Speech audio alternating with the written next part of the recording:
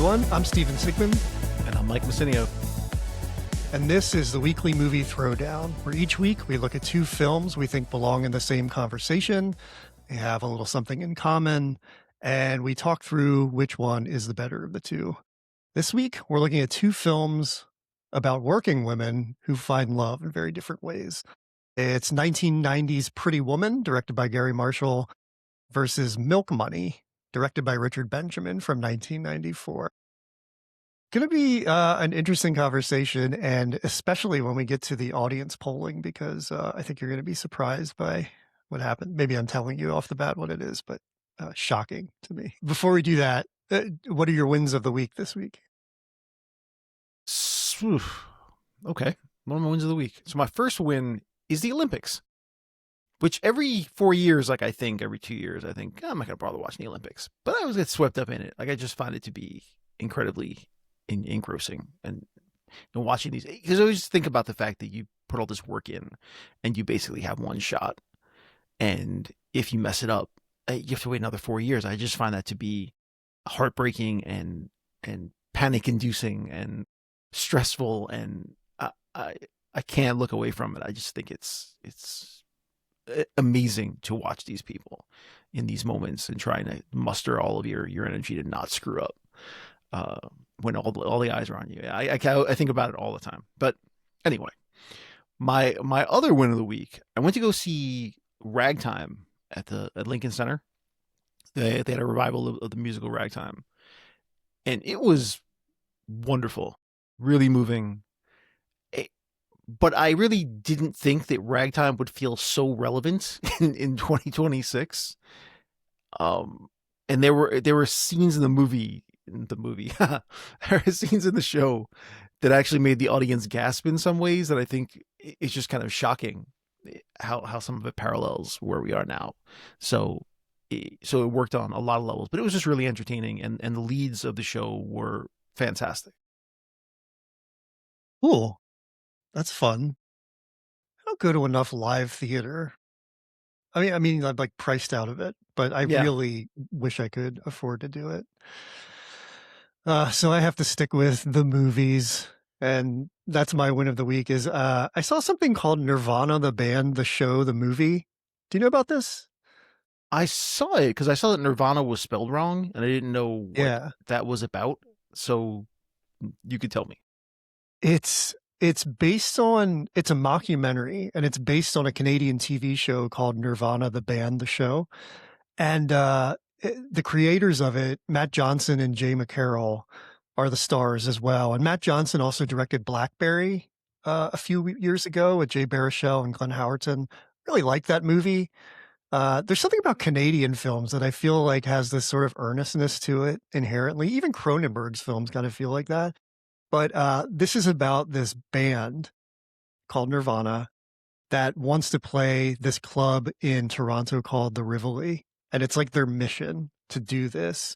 And they have all of these crazy plots to do it. Some involve jumping off is it the CN Tower, the big tower that overlooks where the Blue Jays play, and they want to parachute into the the field. And it's really just insane, all of the premises. And it gets so insane that Matt Johnson ultimately decides to have a Back to the Future type plot where he wants to invent a time machine out of his Winnebago, and it works, and they end up in 2008 in a completely different timeline. It's so quirky, and there's a little CGI in it that's done sort of elegantly, and like they have to stretch a cable from the top of that tower down to the street and plug it into a box on the street to basically create the thing from Back to the Future from the clock tower. And the CGI, I mean, that's like it's like a mile, they have a cable that's a mile long. So there's just some really sort of subtle CGI that isn't ridiculous like a Hollywood movie, but it really has a lot of heart and just a ton of comedy. I didn't know about the show before seeing the film, so I'm going to go back and see if I can find the show, because I don't know if it would be good in bigger doses, but as a film, these two guys are just so sweet and funny, and the premise is incredible. So I highly recommend it.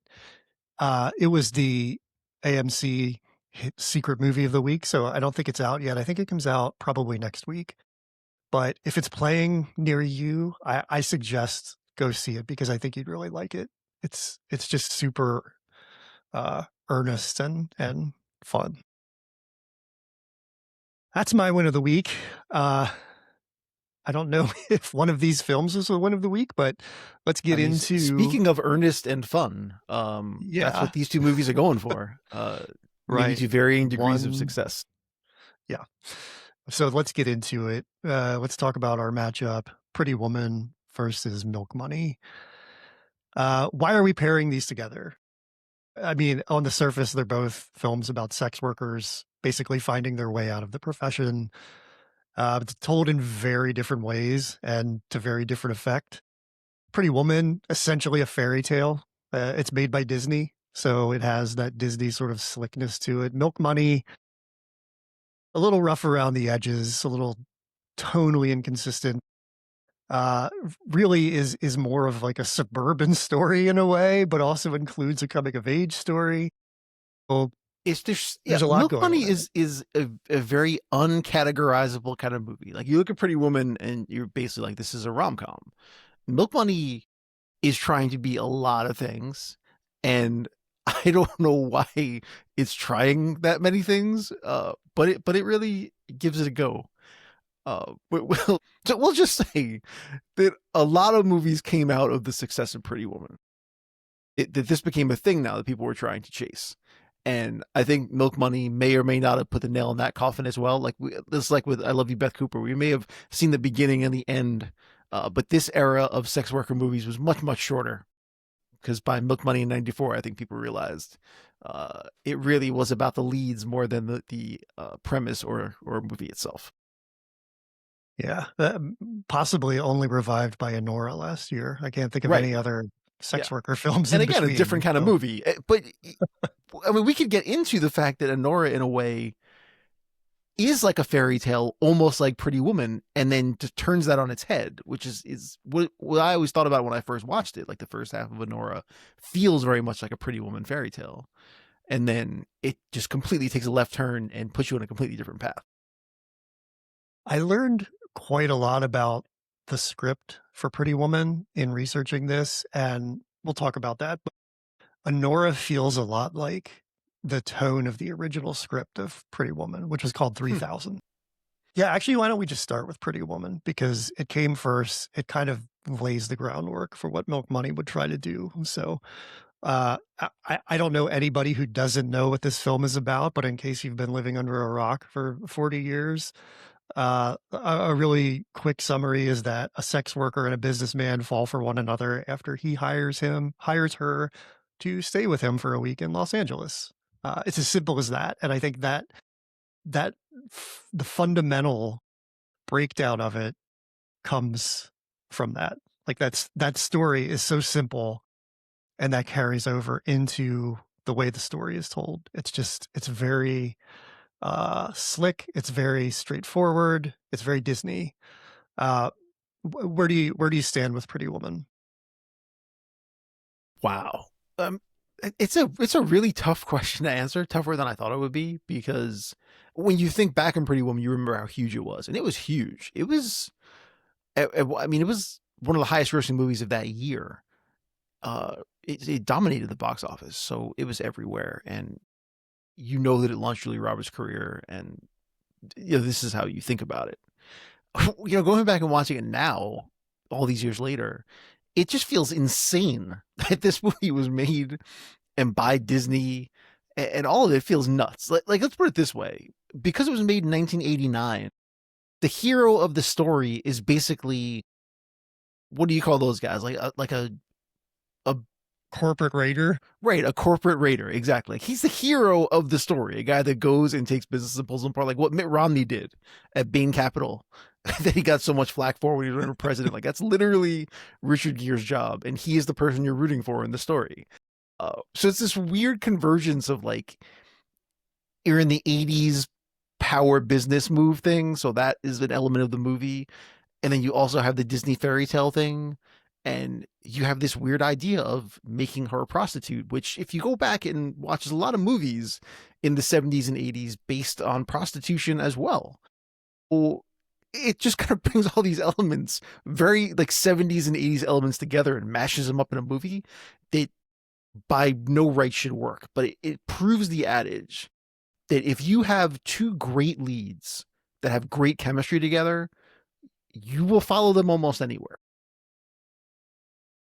It really is so simple and straightforward. That's pretty uninteresting on its face, but when you put those two leads in there that have that chemistry, it's really hard to turn away from it. I was a big fan of this when it came out, mostly because I was a teenager and it introduced me to Julia Roberts, and I was very much buying stock in Julia Roberts at that time. I've sold most of that stock back at this point, but I still really like her. And going back and watching this again, I can see what it was. I mean, she really has a charm that is like electric on screen.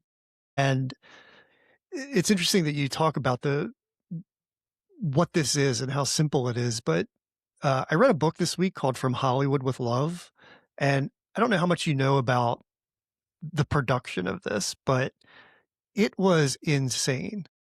Do you know about the 3000 script that it came from? Only like very little. I know that the high points of it and the elements that they changed. How I know how dark the original script was, but not any particulars about it. So it was very dark. It was written by J.F. Lawton, and I think you'll appreciate this. When he wrote this, he was cutting trailers for Canon Films. That was his job. And he lived on Hollywood Nice. Boulevard, and this was his world. I mean, he would walk outside the door and see these women. He would see murders. Um, so he wrote this script called 3000 that reflected that dark time of the 80s on Hollywood Boulevard, which was, in my mind, it's similar to like what you see in the 70s and early 80s in Times Square, just a very different place than it is now. I mean, actually, Hollywood Boulevard still has a little bit of that shadiness, but, and it's funny you mentioned Corporate Raiders the way you did, because he wrote this inspired specifically by Wall Street, You and which definitely came out a year feel earlier. that. Yeah. Yeah. And the other inspiration for it was The Last Detail, the Hal Ashby film. I don't quite see that in it, and maybe tonally a little bit, or at least the original script had a bit of that tone. But that's a fantastic film with Jack Nicholson. I really love that film. Um, Lawton took this to the Sundance Labs and really got a lot of help working on it there. Vestron Video bought it. These Really? guys were like Canon adjacent. But Yeah. but they had put out Dirty Dancing a couple years before, so they took a chance on this. Um, they had Julia Roberts attached to it, and before they were about to start filming, Vestron Video went bankrupt, so the script died. And then Wow. there was, but uh, this guy who was an Israeli army officer who loved movies and a lot of things coming from the Middle East at that time. I mean, Mario Kassar and Golan Globus, so he came in and bought the script for $2,500, cheaper than the name of the movie, shopped it around, got a bidding war between Universal and Disney. Disney won out, didn't like it as it was though, saw a lot of potential in it. So J.W. Lawton is the only credited writer on it, but Disney didn't want what he had. So they asked him to rewrite it. He did 2 passes, went too far in the direction they wanted of being like more of a Disney movie with a fairy tale tone to it. So they fired him. So he got fired, even though he has Yikes. the sole credit on this. And they brought in the playwright Stephen Metcalf to do a pass on it. And he had the idea to structure it like Pygmalion, the George Bernard Shaw play, with Henry Higgins trying to turn his Eliza Doolittle into, Well, yeah, which you we know. would know as My Fair Lady, right? As moviegoers, that's how we see it. So he kind of sets that in motion. And then they bring in Barbara Bendick, who co-wrote The Big Chill with Lawrence Kasdan. And she really puts the characters together. And this is kind of funny because her goal with Edward was to make him like, I don't know how well this lands now, but was to make him like Donald Trump, but with a vulnerable side. So think about that when you're watching Edward the next time. It's I kind of would rather insane. not have thought about that. I appreciate you now putting that on me. Thanks. Sorry. So she comes in, finalizes it, and then it gets made. But they don't even know what the tone is of this. Every scene, or almost every scene Gary Marshall shot, he shot it in 3 ways, with comedy, like shot for comedy, shot for drama, and then an improv take. So they don't even really know what this is they're making as they're shooting it from the script. And they had no ending from what that's the only part that I remember as well, that they actually did an ending when they started shooting. So. Right. So it's kind of chaotic. And I read in this book that Julia Roberts went to a test screening and she had no idea what she was going to see on screen because she just could not get a feel for what this was as they were shooting it because they were doing so many different iterations of it. But it worked out. It ends up becoming what it is. And it's kind of crazy that it went through this production hell and landed where it was. Do you know some of the people who were approached to play these roles? I mean, did you see these people? It's like No, everybody. I knew that this is the kind of research that you love to do. So I want you to tell me. I want to be surprised. So here are the people they had for Edward. Originally, Sean Connery was in mind. He turned it down because he's Sean Connery and he's probably at least 60 at this point. Well, he wanted to wait till he was older and could be with an even younger woman in Entrapment. So he was like, I'm gonna put a pin in that one. I'm gonna be creepy later, not yet. Yeah. Give me 10 years. They actually screen tested or did a chemistry test with Al Pacino. So Julia Roberts, Gary Marshall flew to New York, went to his apartment and read with him. And it was Al Pacino. I mean, it was I love like everything about that. Woman, I would pay at least $100 to see the screen test of Al Pacino and Julia Roberts and wonder if he says, she's got a great ass at some point in the screen test. I would pay good money for that. Go ahead. Wow, we're really referencing the last like 10 movies we did on the show. I know, we need people to go back and watch them, so I'm going to reference them as much as possible. So we really do need people to go back and watch them. So Pacino screen tested. He decided he wasn't right for it. Like, he's like, I can't do this. Good call on his part. Yeah, good call on his part. Sylvester Stallone. Love it. In the running. Could have been interesting. Love it. Mickey Rourke, Travolta, Harrison Ford, Albert Brooks. I kind of would have loved to have seen that. I don't know if the romantic chemistry would have been there, but I could see him as a corporate raider. Christopher Reeve was in the running. He actually screen tested for it as well.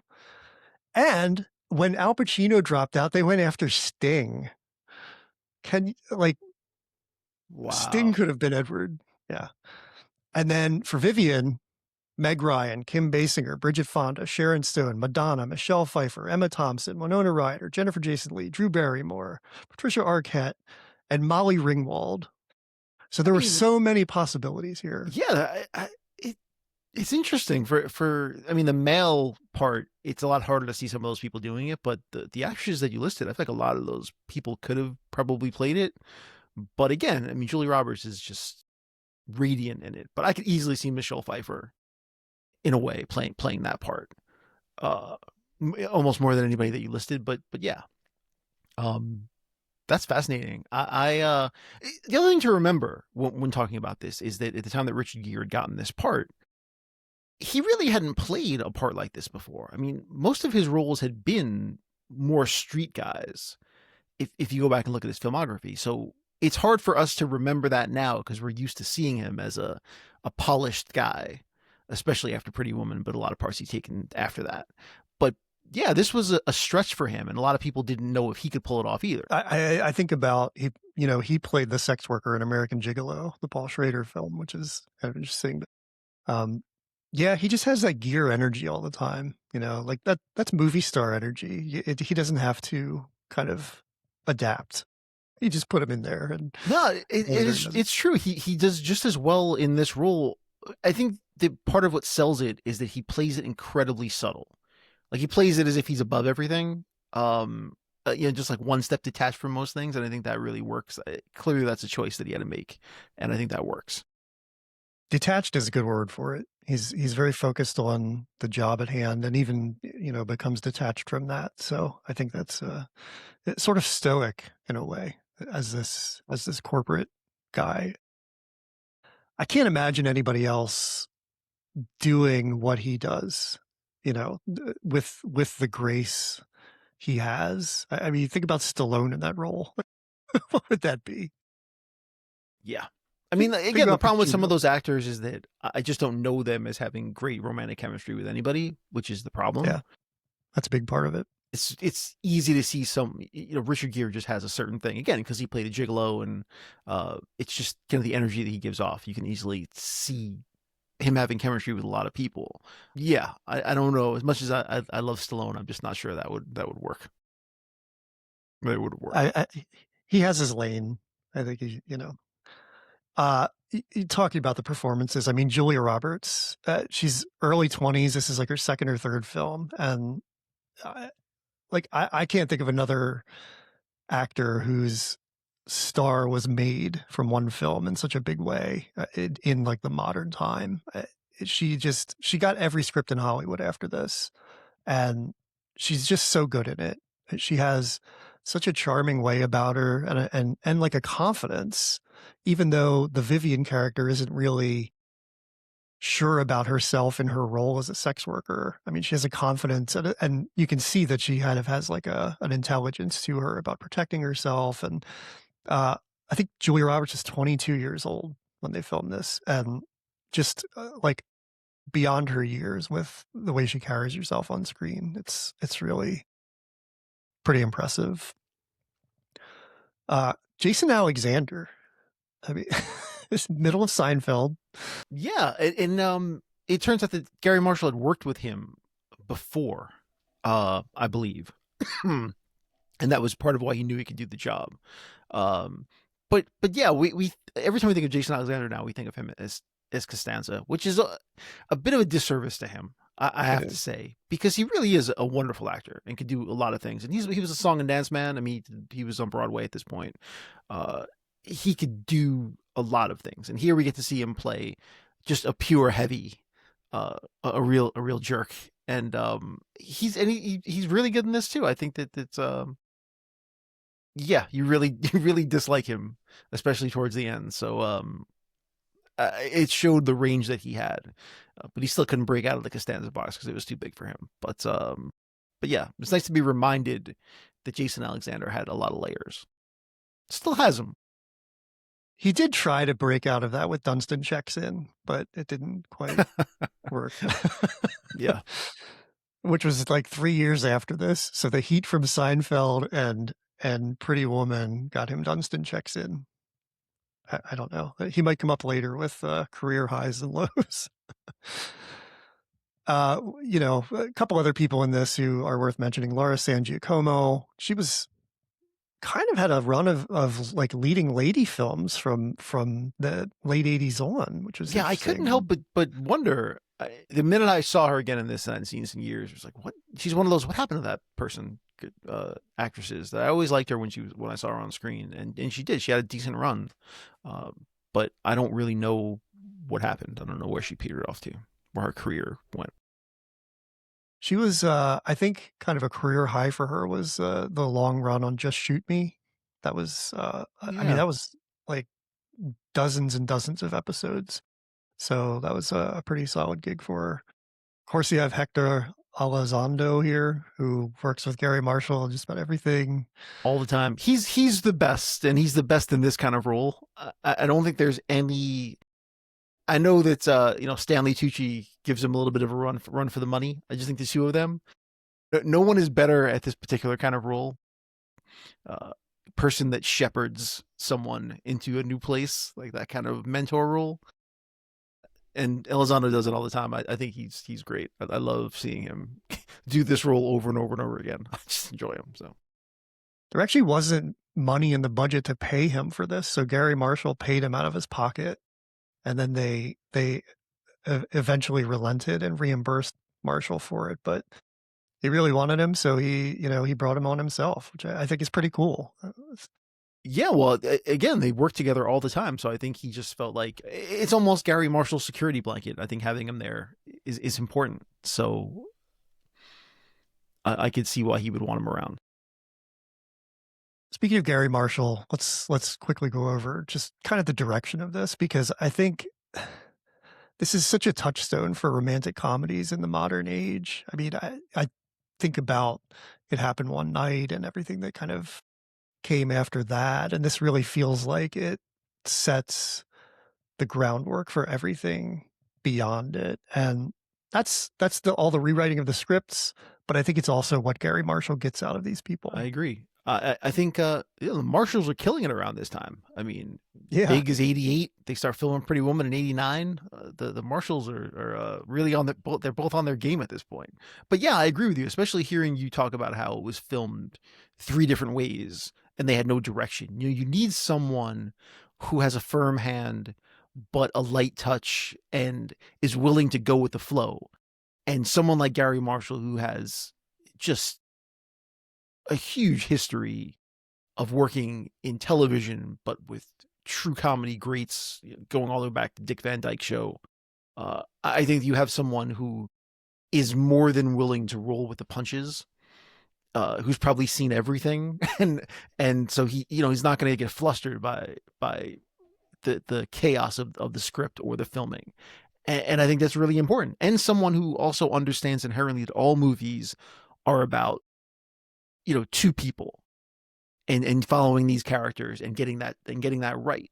And I listened to some of the director's commentary, and he talks about that quite a bit. That in his feeling that if you get that part right, you can forgive everything else, any mistakes that come up, and you can really see that. I mean, his focus is correct. That he's making a romantic comedy, and as long as they look good together and he gets the chemistry right there, everything else will fall into place. He does a little of that before this with things like Overboard and to some degree Beaches, even though that's not. Yeah. we Wow. We'll skip Overboard over is that. is such an 80s movie. Wow. It really is. I don't know if it's Goldie Hawn or what, but I can't think of that without thinking of It's Bird on Goldie a Hawn and Kurt Wire. Russell. Yeah. Yeah. But I mean, Bird on a Wire with her and Mel Gibson. I feel like those two are kind of a good pair. Well, maybe that's a future matchup on here. But um, with Gary Marshall, I think there's a bit of him in this film because he had sort of a tumultuous relationship with his dad. And that's a big thing with the Edward character. I mean, Edward talks about buying out his dad's company and having not talked to him for over a decade. And I wonder if Gary Marshall put that scene in there. We didn't even mention Ralph Bellamy, like legendary actor, just his last role, incredible here. Yeah. But I wonder if Gary Marshall had a hand in that scene where Ralph Bellamy puts his hand on Edward's shoulder and says, without sounding condescending, "I'm proud of you." That feels like there could be some real life stuff in that, but that was sort of a cathartic moment for the Edward character. So directors working it out on screen, that's what you So do. But rounding out the actors though, so 2 actors I think this was their first roles, which are Hank Azaria. that's I think right. this was his As a first movie role. He detective. plays a really small part, who we know of course from The Simpsons and everything else. But and Larry Miller. I don't think Larry Miller had been in a movie. I think this was his first movie as well. So yeah, so good casting as far as that goes, because those are 2 guys that just pop up everywhere after this. Larry Miller in particular, both incredibly memorable in this film, even though I forgot to mention both of them. But Larry Miller really finds his niche in kind of that one scene rom-com kind of oeuvre after this. It's he's so fun. I love that guy. Yeah, he knows exactly what his strengths are, and he is really good at playing them on screen.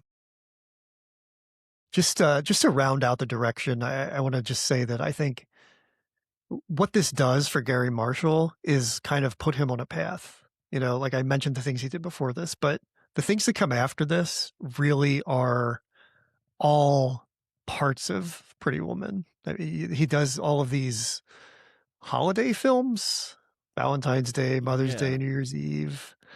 And he reteams with Gere and Hector Elizondo in 1998 with Runaway Bride. So it kind of gets the band back together, which is Well, interesting. yeah. And Julia Roberts, you forgot. Yeah, she's in that too. Right, right, right. Sorry. I saw her in my So, mind, but I forgot to put the words in my mouth. But although yeah, if he it was so just Richard Gere and Hector Elizondo in that together, that'd been a very different movie. that's the 2026 version. Yeah. So I'm glad you mentioned the period of time. This is a good segue into what I kind of wanted to mention. Is that the way Pretty Woman is presented is so much of its time, like that late '80s, early '90s feeling. One of the promos for it kind of said, that Vivian is trying to become someone in the place where everyone wants to be someone, or where it really matters being someone. Meaning, wrote Beverly Hills. Yeah. And I just felt like that stuff comes off so tone deaf now. I just think that our own feelings about this, about ostentatious wealth and, sucking up to rich people is very different than what it was then. And so all of that reads really differently, at least to me. Uh, so it's something to go back and watch how it was presented back then. That it is a fairy tale because it's what we all wanted. We all wanted to be, the person swept off our feet by some rich corporate raider who was going to take care of us and buy us fancy dresses, right? Well, I think it's very like late 80s and consumerism and status.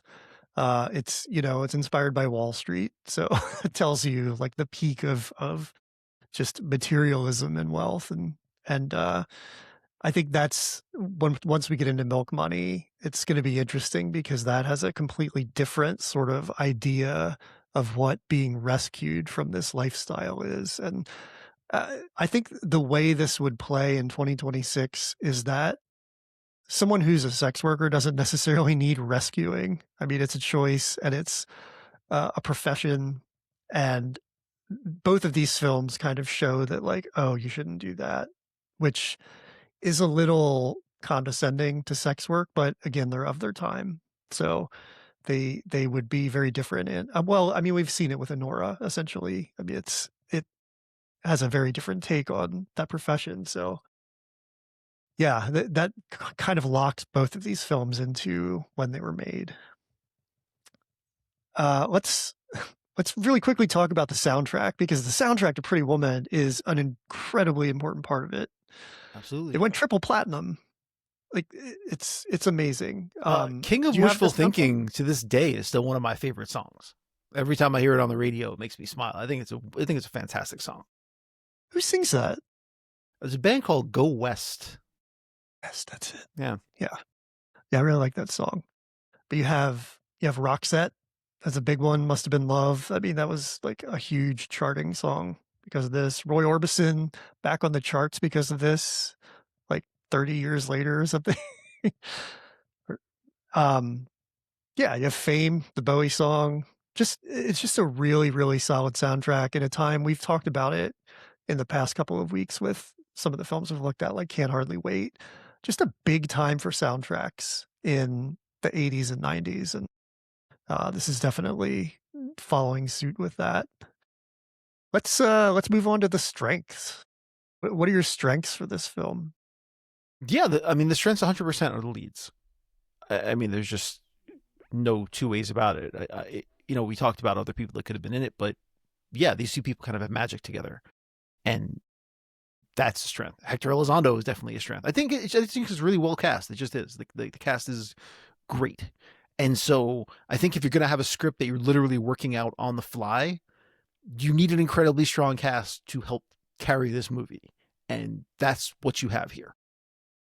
And credit to Gary Marshall again for keeping all this in the air and not just casting good actors, but getting good performances out of them and keeping them all on the same page, even though no one knew what that page was.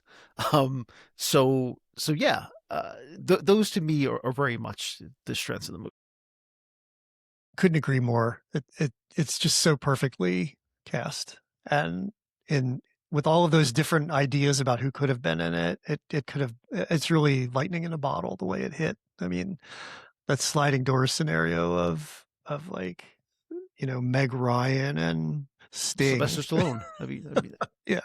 That's I think another big thing about it is this is kind of a strength and both a strength and a weakness. It's such a straightforward narrative, and the story is so simple. And I think because of that, because of the chemistry of these two leads, it really just moves along and it really focuses on them. There are so many memorable scenes in this, and that's kind of a strength of it as well. But the things you think about as memorable scenes are like, her doing the Arsenio thing at the polo match, or the hand, in the necklace box, the opera, like there are all these big scenes, but in between those, there's just so much of them talking. And those scenes, because of their chemistry and the way it's written, are just as good as those memorable scenes that everybody recounts now. And I think because of that, the simplicity of the film just makes it, uh, all of it comes together just so nicely. I do think the simplicity could also be a bit of a weakness, just because there's such like fairy tale logic to it, and I think it could possibly go a little more realistic if it weren't a Disney film, but who's to say? I mean, it also is great as it is. So Yeah, and who can either way. argue? It looks like they were right. So who can argue with the success of it? So clearly they understood what they were going for. Um, yeah, it makes the weaknesses or some of the scenes in the movie that are kind of cringeworthy easier to forget or just kind of skate over. Yeah, you almost overlook like the narrative of sort of social disparity between the two of them. That's something I don't really enjoy watching, but it's very much of its time again, and I think that's a little bit of, maybe that could be handled differently, but again, it works. It works as it Yeah, is. and that's just not the movie that you're trying to tell. So you're not going to break the fairy tale by getting too real about the the realities of. It's not going to go well. So Yeah, that's kind of where I go with things like this. Is I look at those things and it really kind of bothers me sometimes. Why don't we move on to Milk Money after talking about I this? would Do you have love to anything move else on you to. want to say? Okay. No, I mean, again, Pretty Woman's classic. It's not that much more to say about it. I would love to talk about Milk Money, which is a movie most people do not talk about nor think about. So I would very much like to talk about it. Okay, because people don't think about it or probably even know it, here's a quick Yes. synopsis of it. Three young boys are driven home from the city by a sex worker after they hire her to show them her naked body. Immediate red flags. She gets stranded and essentially begins hiding out from her pimp's boss while falling for the father of one of the boys. Pretty simple premise. Yep. Nothing difficult about that. Uh, I just this, have to, so again, after Pretty Woman, you know, this is the kind of movie that you feel like you could make. Hollywood, I guess, is feeling its oats, literally. Like, well, obviously, people want to see movies about prostitutes, so we're gonna go with this. And this movie is a crazy combination of things because you think, well, Home Alone had come out, so they're like, well, I think people like movies with kids having hijinks against robbers, so we'll throw that in. Uh, you know, they've been successful movies with kids having adventures, so we'll have that element. The sex work thing is working, so we'll put that in. We'll throw a rom-com, we'll mix it all together. It's gonna be huge. Did you know that the spec script for this movie sold for like $1 million? it, Yes. Yeah, it was actually like a bidding war for this script. This is what I mean. Like, you have got to put this in the context of where it was. It was a big deal. Pretty Woman resold for $2,500. Yeah. So the This sold for screenplay $1 million. is written by a guy named John Madison, who also wrote like two Free Willy movies. Yeah, He sold it that's to about it. Paramount for $1.1 million. And after he sold it, Dino De Laurentiis sued him because apparently he had agreed to sell it to them for $1 million. So this was $1 million script in 90, in the early 90s. You got to get that extra .1. That makes sense. Maybe Well, he that's really realized he was not going to be crazy. writing a lot more scripts after this, so he needed to take all the money he could get. I don't know. He's like, I conned Hollywood. Can you believe Right. it? So yeah, that's just where we were in Hollywood. And don't forget that in '94, Gary Marshall, who directed Pretty Woman, directed Exit to Eden, which was a movie that takes place on a sexual fantasy island. And it's got Rosie O'Donnell and Dan Aykroyd in it as like cops, and it's played for comedy. It is the most bonkers movie I I can think of. Like people have got to see Exit to Eden just to show you where things were in '94. It is nuts. Borderline unwatchable in every way. The tones of it are insane. Oh, putting that aside, this is a prime period of time for a movie like Milk Money to come out. I have to say, I was fond of Exit to Eden because that was China Beach era Dana Delaney. And I was a big fan of Dana Delaney back then.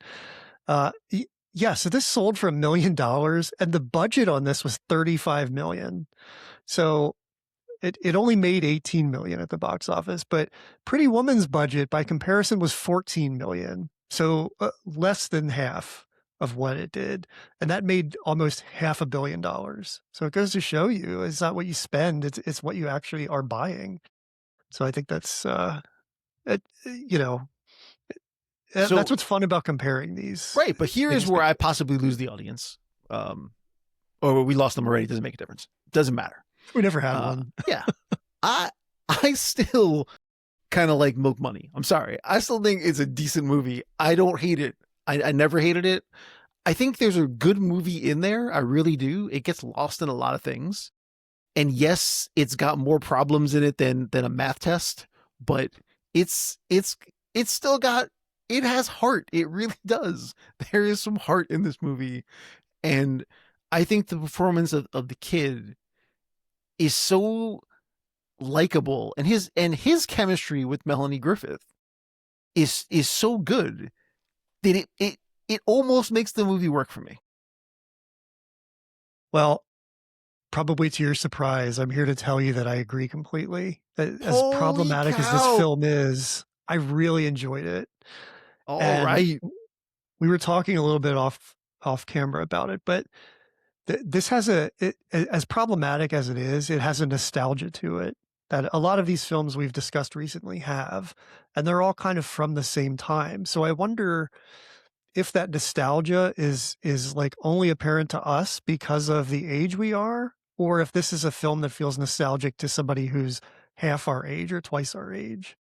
I don't know what the answer to that is, but this really makes me feel like it's made in a time that you could identify because of the way it looks, because of the themes of it. And it's definitely, you know, sort of, I would say Pretty Woman walked so this could run, but I think it's kind of the opposite. Like Pretty Woman ran so this could limp along. But exactly. Despite that, it's really enjoyable. And I think, you know, the performances from the kids, like you said, maybe not the other two, but the Frank character in particular, just such a precocious kid. You love that. I really just think if it weren't trying to have two stories, which is what it does, Right. it would be a much better film. If it would have leaned into one or the other. I mean, the inciting incident is coming of age kids who hire a prostitute. I mean, that's just ridiculous. If she just showed up somehow, I and will the say story was, it's not even that's the problem. Okay, it is the problem, but it's not the children's hiring a prostitute. Okay, it's part of the problem. but as far as the storyline goes, the reason it doesn't work is because how do kids that have this much access to porn still be so confused about the female body? That's a good point. This makes no sense. Like they're literally watching a porn movie, which by the way, I've never seen a porn movie shot in such close up in my life. Like that's they wasted their money. But yeah, they're literally watching porn. When they go to get the money to hire V, they're selling porn. Like that's what one of them was selling. Like one of them is selling the jacket, one of them is selling comic books, but the other one is selling pornography to boys in the There's bathroom. there's like a porn swap meet at school. Right. Where are the adults? So how on earth? Yeah, how there's no teachers at that moment? I don't know. I don't know. What all of these things, but how do kids that have that much access to pornography still be this confused about how things work? I don't. And but even putting aside the fact that one of the kids hid in a hamper to see his naked sister, which is one of the creepiest things ever. Yeah. So there's just so many things in this movie that it just totally doesn't make any sense. But even storyline wise, that makes no sense. We lived in the 90s. It was very hard to access this kind of stuff. These kids had tons of it. I'm actually impressed at the amount that they had. But yet they still had no idea how the female body worked or any of this stuff. So yeah, that to me is where the premise goes off the rails right out of the gate. I had to sit and squint through scrambled channels to see things like that, Right. you know? Exactly. You had to try to hit those two buttons just right on the cable box to try to get the Playboy channel and hope that it would come That's through. right. Like, it was hard work. It was really hard work back then. These kids, I have Yeah. no idea. They must have the most lenient convenience store ever. Because everyone, okay, this is dating me now, but maybe you know this too. But everyone knew of the one convenience store that would sell magazines to underage kids with no questions asked. Like everyone knew what that place was. And you know, a lot of kids put in a lot of hard work to find that one store, and you know, got thrown out of a lot of places. But everyone eventually knew what it was, and you would go to that place, and there were no questions asked, and you could buy something. So the network these kids have must be vast and incredibly impressive. Because, yeah, there's more to say. I'm kind of obsessed with. I'm borderline obsessed with just how much pornography they had, having grown up in that period of time. But this was shot in the suburbs of Cincinnati, and it could also be that there were a lot of wooded areas there, because you also know that when you go into the woods, you find pornography as a child. Right. So that's right. Between the store that sells it to minors and the woods, you know, they might have it covered. But yeah, it was shocking. In the middle of the school, they were like the people on Canal Street who sell fake handbags on the blankets, you know, and the cops come and they pull them all up. Very bizarre. So that's the thing. The tone of this film is all over the place. And I think setting things up like that sets it up for a more adult tone. And you don't always necessarily get there. And there's just such a friction because of that, because it's the story of these kids, and then it's the story of Tom, the dad, in the middle, kind of falling in love. And I never really feel, I don't know. I mean, I guess I feel kind of the adult themes of it, but they're like still kind of innocent. I mean, even when Malcolm McDowell is coming and he talks about like ripping her face off. Yeah, we'll get there. We'll get to Malcolm McDowell. Okay. I want to put a pin in Yeah. that because I really want to spend Okay. a couple of minutes on that. But you're right. Okay. Because you have this story with the kids butting up against a very grown-up story. Yeah, these things are constantly crashing into each other. If you'd have picked one or the other, you didn't necessarily even need. I understand the idea of him trying to get V to fall for his father and get them together is his plan. But you could have put all of that aside and really just focused on her relationship with Frank in a way of her helping him get to a certain point, and also him allowing her to see a different way to be. Motherly, I guess, is the only way you could put it. And she's very clear she doesn't want to be his mother, and I actually like that part of the movie. But just this idea that she could be nurturing and gain something from helping him. I thought that was a beautiful part of the movie. Those are my favorite scenes of the movie. Having, wedging in the father thing, you could have ended it with them kind of seeing a spark between the two of them after a lot of stuff has passed, and putting that on the back burner. There's just a lot of different ways you could have told this story that would have made it work. Yeah. I think it feels almost 50-50 between those two stories, with the V character in the middle. By the way, her name's V and Julia Roberts is Vivian in Pretty Woman. Is that like a direct callback? I don't know. Interesting. You know, I would have liked to have seen like 75% Frank and 25% Tom, because if you're focused on that story of her and the kid, you can sprinkle in the stuff with Tom. I mean, he's almost like off in the peripheral the whole time anyway. So, which is probably for the best when we get into talking about the performances. I have a few notes for Ed Harris, but I think, you know, to divide the attention so much really just throws it off, and it makes it sort of disjointed and very Yeah, and much focusing on disjointed. the dead mother, which I guess you have to do to set up Frank's story, but kind of Yeah. putting that on there and showing that their sad sack kind of existence of them not really even having a relationship and him never having eaten real food and all those kinds of things. Like it's just you're trying to tell a lot of story in a limited amount of time, and it's hard to touch all of these things that you're trying to hit. So fine, let's get to the Malcolm McDowell part. Um, I, and again, talking about tone, it's like the Malcolm McDowell stuff plays like a cartoon. I mean, Every peripheral character plays like a cartoon, and that's a big problem. Casey Shamasco as the pimp, Anne Heche as the other sex worker, all of them are cartoonish. Sorry, good.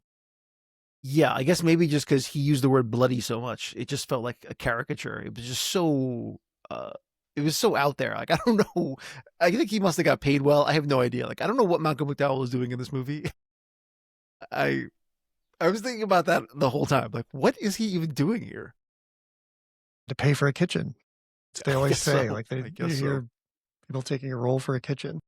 Yeah, I think what I was going to say earlier is that the tone of this, he's a menace, and he literally says he wants to cut her face off and put it in a jar, and it's comedic. I mean, there's no, it feels like there are almost no stakes, even though this is like a killer on the loose. But he's such a like a goofball cartoon that you never feel that there's any kind of threat from him I guess there ultimately. is no threat because he is waving a gun around at a school dance and no one seems to notice or care. This is not a problem.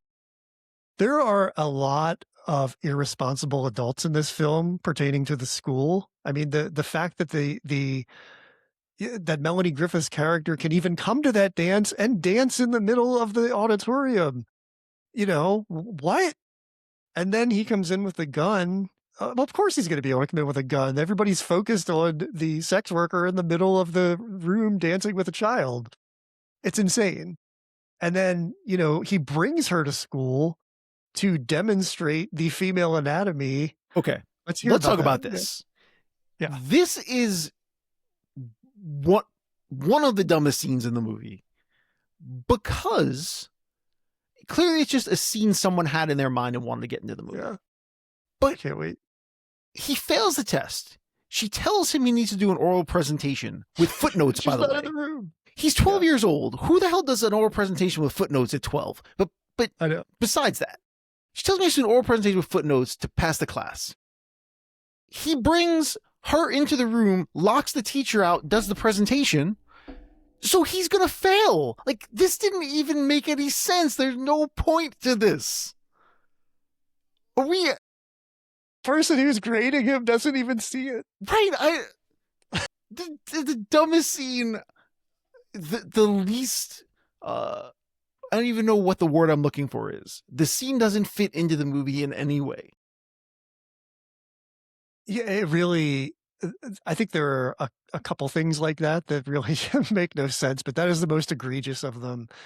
There's nothing that it adds to the And film. even, and we talked about trying to put too many things into the movie. So the payoff is what V helps Frank with, but him, growing as a person, are helping him see his value in all of this. And it pays off at the end with him asking the girl who has clearly liked him to dance at the end. But we get zero signaling of this. He doesn't even look at her up to this point. So you basically gave us nothing about that. It comes out of nowhere. So it doesn't. So even that makes no sense. You needed to kind of telegraph that a little bit more, where at least he recognized the fact that she liked him. Like, I needed something. It just can. There's got to be scenes that ended up on the cutting room floor that established that a little more, that they ran out of time to put in. Because again, that really comes out of nowhere. This really does feel like a chopped up film. And maybe that's part of the reason why the tone feels so disjointed, because things were cut out, or I don't know. But there, having said all of that, I still found it to Right. be a lot With of fun. all of that being said, it still has. It's an almost a heartwarming movie. I really kind of take to this. I think the scenes between Frank and V are pretty lovely, and I really enjoy watching that part of the movie. I think yeah, I think that works. I can squint and see the movie I hoped it would be in there, and that's enough that I feel good while I'm watching. Yeah. And credit to Melanie Griffith, who's at the center of it, and I think does a really good job with the material. I think she's very solid, and working both of those stories essentially, she sort of handles going back and forth as best she can, given the script and given what she's asked to do in each of those stories. But I really enjoyed her performance. I think the idea of a sex worker being rescued from the city to live this suburban fantasy is a little strange, but that doesn't really have as much to do with her performance. And I just really liked her a lot in this. Very Diane Cannon with that curly hair. I think I really have always liked Melanie Griffith. There's just something about her that I find her presence on screen really, really likable. Obviously, from Working Girl on, which is another, Working Girl in a different kind of way, and another story about someone kind of ascending to the life that they want.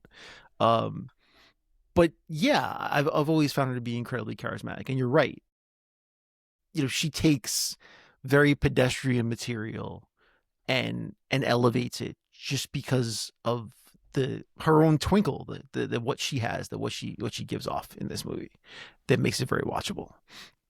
Around the same time, so in '94, she did Milk Money, and she also was in Nobody's Fool, which is another movie that I really love, that I don't think a ton of people really saw. great. It was Paul Newman was in it, and she's really wonderful in that as well, because Paul Newman's character kind of jokes around.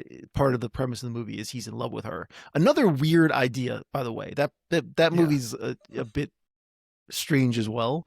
But yeah, and it's another part where it's just her presence. You can see someone falling for her so easily. I think that's what it is. I wonder if that might be a fun one to match up with Beautiful Girls. Well, I've thought Or about that. does the premise stop at small town snowplow businesses? I don't know. I can't remember much of Nobody's Fool. They do take place in they both take place in very similar areas. That's true. Yeah. So that is enough. They both came out around the same time. And they both have what's his face in them. Oh God, what's the actor? Pruitt Taylor Vince. Yes, Pruitt Taylor Vince. Yeah, Both of them. Yeah, one of my favorites. I really love that guy. Mm-hmm. If anybody who's listening has an idea about what to pair against Beautiful Girls beyond this, drop us a line, because I really love that movie. I know you do too, Mike. We really want to do it. It's been hard to figure that one out. I don't know why. I have an idea, but anyway, well, that's for another time. That's not for this show. Let's talk about Ed Harris. A little outmatched here. I think it's funny because I watched Creepshow earlier this week, the 1982 George Romero directed, Stephen King written anthology. Have you ever seen that? I have. It has one of the creepiest. One of the things I remember as a kid that just like scarred me for years. The scene with the guy, the one where the guy's obsessed with the bugs. Yeah. Oh, like that one, like the ending of that one. I think that haunted me for years. So I remember it. Yes. Well, there's another story that's about Father's Day, and this woman making a cake, and the family's there to I can't remember what it is, like, you find out about an inheritance or something, and one of the family members makes a cake for the father every year, but he's dead, and the Ed Harris is one of the characters. So he's kind of the guy who is finds goes out to the cemetery, whatever. He's very lighthearted in it, almost like he is in Milk Money, but not to this degree. And what I realized watching that, even before I watched this, is that that's not the Ed Harris I want. I want like tough, grizzled, angry Ed Yeah, Harris. I'm glad you mentioned that. This is probably the most lighthearted role Ed Harris has ever played, at least to my knowledge. And it Well, there's a was, reason for that. yeah, and it was jarring. It felt very uncomfortable watching Ed Harris be so lighthearted. It doesn't really work. I mean, he feels cartoonish like a lot of the other characters in this, but you just I guess it's because of my experience with him, and I don't see him in a lot of these roles, but he feels like miscast. And as a romantic lead in like more intimate scenes, it just feels really off to me. And maybe Well, it's it's just hard to me. sell a I don't know. romantic scene where the romance is built around you talking about your dead wife. Again, a very strange idea to put into the movie. Anyway, side But I note, just so this was a good yeah, year for actors in Milk Money being in other things because Ed Harris was in a movie called thank China God. Moon in '94 with Madeline Stowe. I don't know if you ever saw that movie. It's like a noir movie almost. It's really good. I remember really liking that movie. So both Melanie Griffith and Ed Harris were in better movies than Milk Money in '94. Yeah. Well, lucky for them because this is not uh, something they want to have as a highlight of their year. I couldn't find a single interview with either one of them talking about Milk Money, by the way, and I tried. Scrubbed from the internet. Yeah, I couldn't find one. So, to talk about the directed by Richard Benjamin, who is someone I really enjoy as an actor.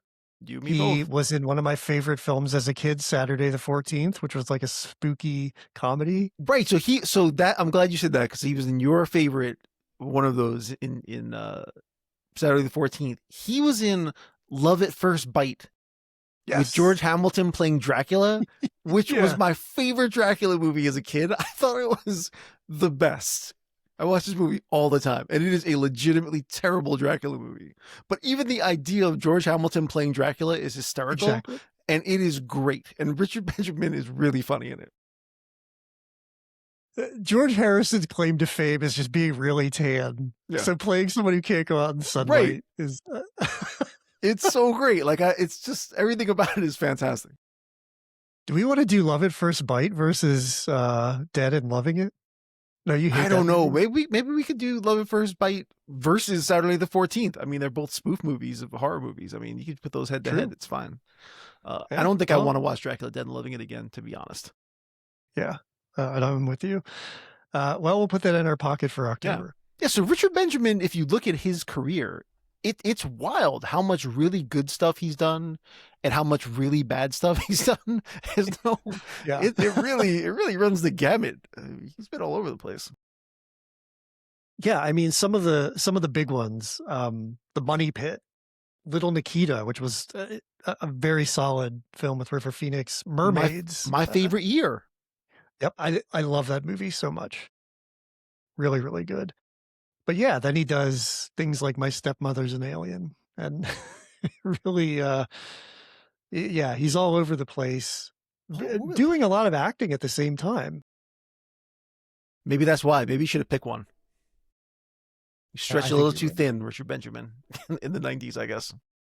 Yeah, because I think he kind of loses the thread here a little bit with this. I mean, he manages to get it to be something that's watchable, but all the quibbles we've had with it, I think, come down to the direction and the script, and he's at the middle of that, so kind of falls on him that it became what it was. Mm-hmm. Does this film have any strengths for you? As I've said, I really do think that the scenes between Frank and V are very much a strength. I think that they're the heart of the movie. I think it's really weird to be talking about like a romantic comedy and realizing like the true chemistry is between the kid and the woman as opposed to the man and the woman. But I mean, you take it where you can get it. They have a lovely relationship, and as I said, that's a part of the movie that I like going back and rewatching. Yeah, I think it's kind of more ambitious with what it's trying to do than Pretty Woman, but it just doesn't get there. Very And much so, but that's as you said, maybe what the problem is. That maybe it needed to be less ambitious. but I like that nostalgia about it, so yeah, I mean there's strengths. The big weakness is that it's just not well executed. It's pretty poor across the board except for the couple of things we picked out. So yeah, I mean it's tough, but we should compare these head to head and see, what I think we know where we're going, but we can walk through our things that we look at here. Story effectiveness, Milk Money, like I just said, I think takes a bigger swing, but it really doesn't get Yeah, there. it And gets more. It gets higher points for effort and less points for execution. yeah, yeah, and I think it could have been better. I mean, I wish I had high hopes for it, but obviously, Pretty Woman wins Even the that title makes no category. sense. It wasn't Milk Money at all. That's such a stupid title. I mean, maybe that's a big part of what did it in. People see that and they're like, "What? This is dumb."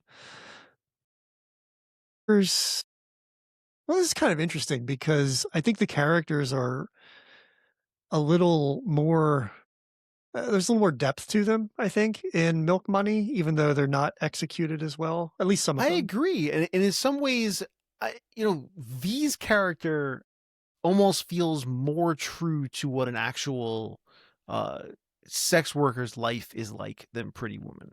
I mean, they make sure that you understand that she's barely been doing it, and she's already questioning whether or not she wants to get out. It makes it easier for you to accept it.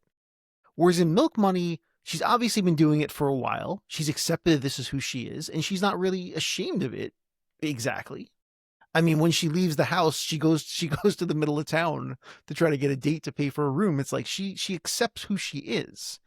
So it's just a very different way to come at it, which is why I also think Milk Money is a harder watch because you want to kind of ignore what the reality of it is. And so Pretty Woman allows you to do that a lot more than Milk Money, which puts it more into your face, I think. Yeah, I agree. Um, yeah, I think yeah, we pretty much covered that. I think the characters in Pretty Woman are a little cartoonish too, just in the fact like cartoonish in the Disney sense, in that they're Right. very Disney drawn Yeah, and the characters are pretty 2D, but again, that's where casting comes in. That the actors are so good that they take 2D characters and make them feel more fleshed out. yeah. So I think Pretty Woman wins again with characters. I mean, it's maybe based on the actors more than the characters themselves, but that chemistry just goes such a long way. Mm-hmm. Tone and consistency, we talked about that. Milk Money is all over the place, and Pretty Wow. Woman is pretty much a fastball down the middle. So, Pretty Woman again takes the cake. Uh, Cultural staying power and iconic scenes. Well, obviously, Milk Money has zero staying power, none. So this is a pretty easy one. I just wanted to get a laugh. Yeah, it's pretty obvious. But I think, you know, like I mentioned before, despite the memorable scenes in Pretty Woman, the things that I love the most are the more intimate scenes that people don't talk about. I think they're just really solid character development scenes and chemistry building scenes. So yeah, really across the board, like set pieces or little, little dialogue scenes, just really does a good job. And Pretty Woman is just referenced all the time. It's the gold standard for what romantic comedies are. So obviously that's gonna take the cake. Let's ask our questions for the week. Which film is more rewatchable? I think we know. Actually, you know what? This might not be as easy as it seems. Yeah, it's actually not as easy. Book Money is shorter. And as I said, I enjoy it while I was watching it. I'd have to skip 20 minutes of it though to make it truly rewatchable to me. Uh, Pretty Woman is longer. It's longer than I remembered. Yeah, it's very long. But yeah, again, watching Julia Roberts, it kind of, becoming Julia Roberts before your eyes it makes it a pretty easy movie to rewatch. I agree. I think it's so smooth. I mean, it's breezy despite the long runtime, and that's the Disney energy to it. That's like almost for kids in a way. I mean, even though Yeah, it's we didn't even about talk about sexual. this, about how for a rated R movie, I mean, it is the tamest rated R movie that I can think of. There are certain parts where I wonder why you even had a rated R. I mean, I know there's a couple of bad words in it, but for the most part, even for a movie about sex work and prostitution, there's no nudity in it at all. Not even that much sex about in the movie. It's borderline wholesome. It's the most wholesome movie about prostitution ever made. It sure is. That's the Disney, effect on it. I think that just, it's inherently rewatchable because of that, but even with the bumpy ride that Milk Money is, I think I would rewatch it if it were on TV or something. I don't know if I would I'm not gonna buy it on Yeah. Blu-ray. I I'm not mean, gonna let's put sit it down this and way. watch I it. watched it 3 times this week. Whoa! I went So you back to it probably and never rewatched it a watch it couple more again. times because I wanted to really know if I was insane or if it was really something in there. And so I put it on. And I was going to skip most of it, and I found myself sitting and watching scenes again, just because I like them. I'm here to validate you. I think it's fun. Would you wanna hang out with one of the leads from these films? So the question becomes, uh, old Richard or new Richard? New Richard might be a little bit better, but I don't really think I want to hang out with him either way. I mean, Vivian, possibly. Yeah, Vivian seems like a pretty good person. I'd like to hang with her. I would like to hang out with Hector Elizondo. That's all I think. I was gonna say Bernard Thompson. Yeah, I'm kind of establishing who I am as we ask this question every week. And last week I wanted to hang out with Robert Loggia, and this week I want to hang out with Hector Elizondo. So you're learning a little bit about me from this question. I would probably want to hang out with Tom, the Ed Harris character. I kind of like how quirky he is, and I love that he's into the wetlands. yeah. So, you By know, the way, another thing we didn't talk about. I had no idea 250 grand could buy so much in Cincinnati. it's a Because cheap place to she buys a live. car, she buys 5 acres of land, she buys an ice cream shop. I mean, that's impressive. I mean, the dollar isn't what it used to be. I know, you wonder why people are so angry nowadays that they can't buy anything. I mean, Jesus, back then you could buy a whole life for yourself for 250 grand. That's really impressive. Is this a career peak or valley for any of the main players?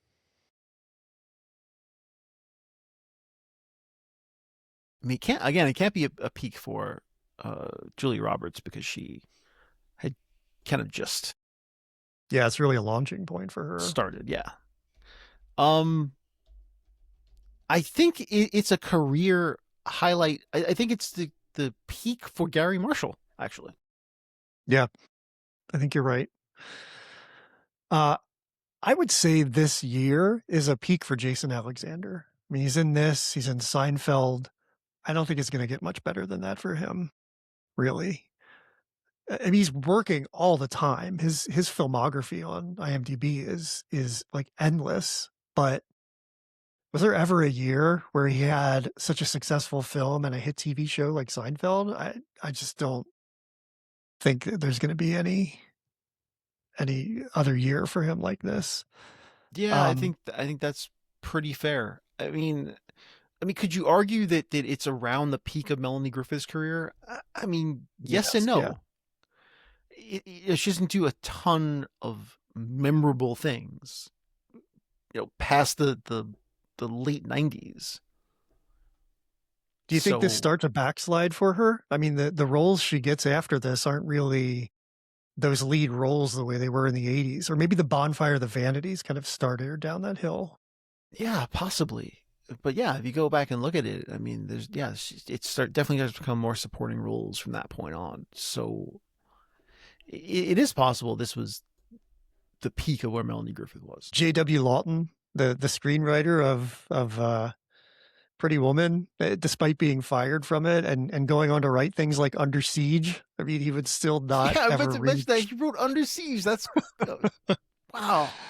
Yeah, it's probably not going to ever. Although Under Siege might come close to the like the feeling of writing something as good as 3000.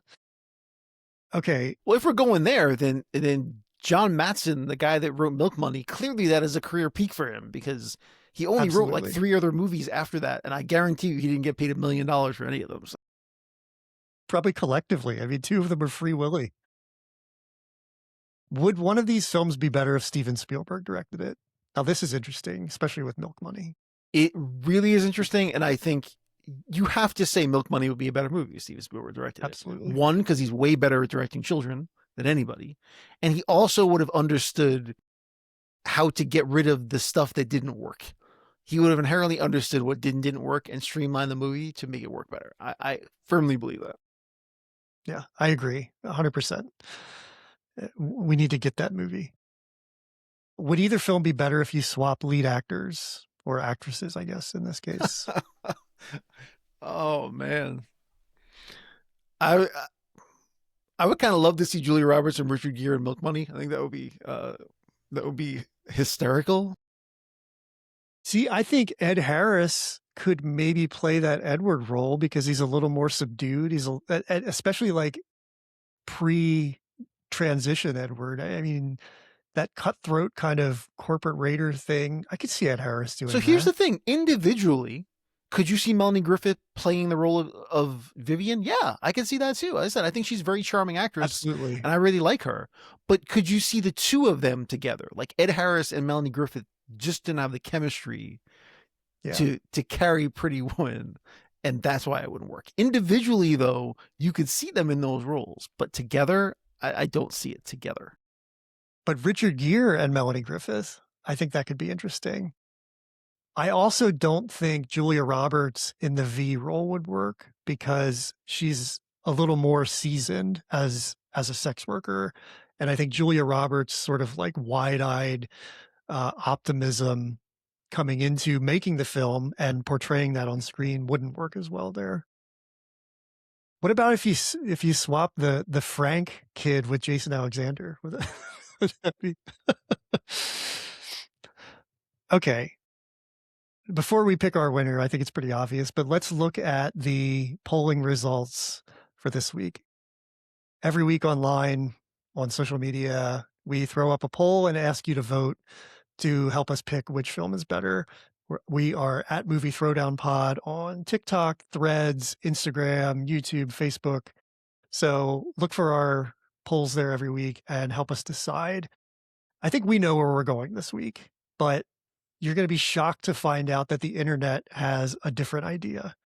It was very close, but with a win of 28-26, the people have spoken and the better film is Milk Money. Can you believe that? Can't. I actually feel like we need to get a recount on that. I think some of those votes were fraudulent, or that's insane. Although I would love this to be true, just to know that many people actually watched Milk Money. Yeah, you can't trust whether they actually did or not, but No, it's impossible to say. But it does kind of warm my heart to think that this weird ass movie that I watched in the 90s, that other people actually watched it and kind of enjoyed it. the biggest disparity between votes came on YouTube, oddly enough. And I wonder again if that's young people voting. Milk Money's a newer film by 4 years, but I would think like the cultural legacy of Pretty Woman would outlast, how more recent But what Milk we Money have is. But too is like we talked about before. I think that some movies that are just in the canon in some ways, I think there are a group of people that inherently reject anything that is almost too popular. So it's possible that's where it's coming from as well. I am shocked. This is the first time I am genuinely shocked. I really am too. I was confused and thought maybe my addition was wrong. Maybe I needed a math tutor like V, but turns out I was right. By the way, that is a fun little scene, I have to say. It's the best written scene in the movie, where they're having a conversation where he thinks that she's a math tutor. I thought that was a really nice scene. Really well done. Probably one of the only scenes I can point to that, other than a scene with Frank, that really works in the movie. See, if they would have leaned into that tone, because that's the classic rom-com mix-up, you know? And if they would have kept that instead of everything else going around it, maybe it would have been a better film overall. But apparently, according to the internet, it didn't need any kind of adjustment because it was, the best film in the world. So, but for you and me, I mean, obviously we picked Pretty Woman as the better film, right? I'm going to pick Pretty Woman. Yeah. So our winner for the week is Pretty Woman. We try to get some input from the people, but in this case, the people are just wrong. So we're gonna override you, and we're going to go with Pretty Woman. Now, next week we're gonna look at another sort of rom-com type thing. This time with an ensemble cast, which I'm really interested to get into. We're gonna look at 2009's "He's Just Not That Into You," and it's gonna go up against 2011's "Crazy Stupid Love." Both of these are ensemble romantic comedies with some pretty heavy hitters in both of them. I'm really excited to talk about these. I think there's going to be a lot to talk about, especially with the actors. So, going to be a lot of fun. And look for our polls online. Again, we are at Movie Throwdown Pod on social media. We need your votes. We also need your listens. So please do listen to the show. If you've made it this far, you probably already are. But tell your friends, rate and review us. That helps a lot. So join us again next week for "He's Just Not That Into You" versus "Crazy Stupid Love," and we will see you then. So long.